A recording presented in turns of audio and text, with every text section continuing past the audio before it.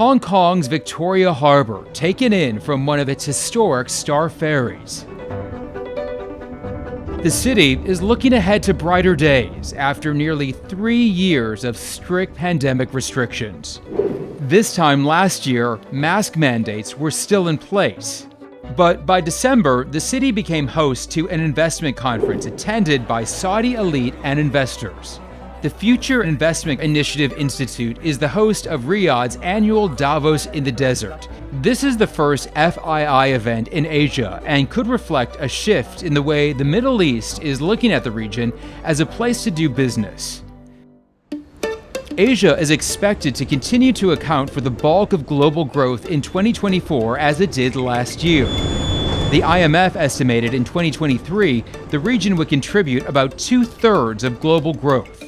But there are still some lurking challenges that could be a gut punch to the economy here and across Asia. In Japan, inflation may have eased, but price pressures and weak currency remain on the horizon. The yen was the weakest major currency against the US dollar last year. Then in China, the region's largest market, President Xi Jinping made a rare admission in his New Year's Eve address that the economy is in trouble. The IMF predicting that growth will slow to 4.6% in 2024 and gradually decline to 3.5% by 2028. But according to the chairman of the Hong Kong Stock Exchange, Laura Cha, there is plenty of reason to be optimistic. There are signs that perhaps China's economy will gradually pick up. There are good signs, but there are also cautionary warnings. How best to navigate it? We certainly hope that the real estate sector will be, restructured, which is what is happening now. Overall, the fundamentals are still good for Asia. GDP in Asia right now is about 37% of the global GDP, and it's estimated to be 40-some% by the end of the decade. Elsewhere in the region, India, now the 5th largest economy in the world, with a GDP just over 3.4 trillion. And of course, Southeast Asia, home to several growing dynamic markets with young, mobile, savvy demographics. You look at India, you look at Indonesia, you look at Malaysia, Vietnam, all these economies are young, productive. They offer opportunities given the large population, given the growth. It's really quite promising.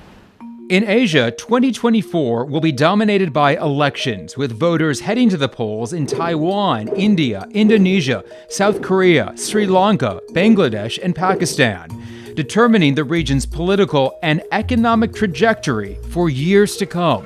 The one thing that sort of ties most of these together is a sort of sense of continuity.